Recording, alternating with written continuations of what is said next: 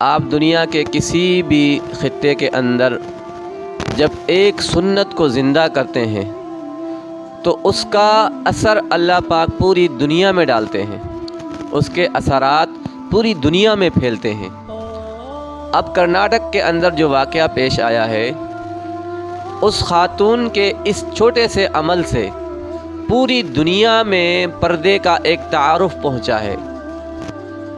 کتنے لوگ ہوں گے جو پردے کے بارے میں نہیں جانتے ہوں گے، برقعے کے بارے میں نہیں جانتے ہوں گے، تو ان کو اس واقعے کے ذریعے سے پتہ چلا کہ مسلمانوں کے یہاں پردہ بھی ہوتا ہے اور اس کی کتنی ویلیو ہے، اس کی کتنی اہمیت ہے۔ تو ایک سنت زندہ کرنے پر اس کا اثر پوری دنیا میں اللہ پاک نے دکھایا۔ دوسری چیز یہ ہے کہ جو خواتین میرا جسم میری مرضی کے نعرے لگاتی ہیں اور عورت کے حقوق کے مطالبات کرتی ہیں، تو اس موقع پر وہ خواتین خاموش کیوں ہیں؟ وہ اس لڑکی کی تائید میں کیوں نہیں گفتگو کرتی؟ تو اس سے پتہ چلتا ہے کہ ان خواتین کو عورتوں کے حقوق سے کوئی غرض نہیں، بلکہ وہ معاشرے کو گندہ کرنا چاہتی ہیں، وہ معاشرے کے اندر بے حیائی کو پروموٹ کرنا چاہتی ہیں۔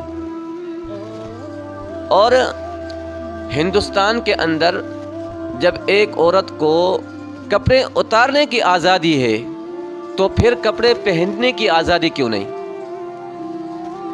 جب اس ملک میں مرضی سے کوئی بھی خاتون کسی بھی طرح کی ڈریسنگ پہن سکتی ہے، کسی بھی طرح کے شارٹ کپڑے پہن سکتی ہے، تو ایک مسلمان خاتون اگر اپنے جسم کو چھپانا چاہتی ہے تو اس پر اتنی ہوٹنگ کیوں؟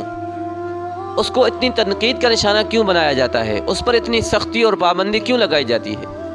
اور جہاں پر یہ واقعہ پیش آیا ہے کرناٹک کے اندر، یہ کرناٹک ٹیپو سلطان کا شہر ہے۔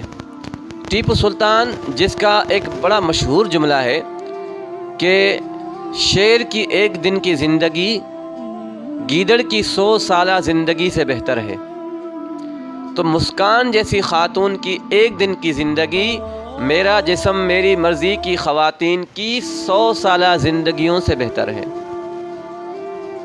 تو اسی لیے وہاں کی حکومت کو بھی چاہیے کہ عوام کی ذہن سازی کریں۔ ایک خاتون اللہ کے حکم پر عمل کرنا چاہتی ہے تو آپ اس میں رکاوٹ کیوں بن رہے ہیں؟